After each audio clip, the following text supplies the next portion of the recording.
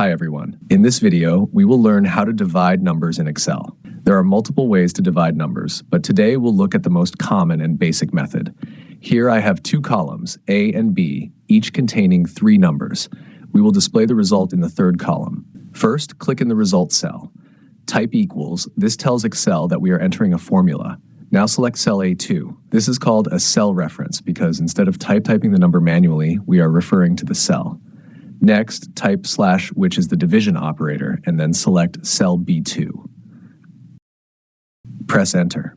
You will see the result of A2 divided by B2. To apply the same formula to the other rows, move your cursor to the bottom right corner of the cell. A small plus sign will appear. This is called the fill handle. Click and drag it down for the other 2 rows. The formula will automatically adjust to A3, B3, and A4, B4. This method is very useful because if you change the values later, the result will update automatically. To learn more useful Excel tutorials, watch my other videos. Thanks for watching and subscribe.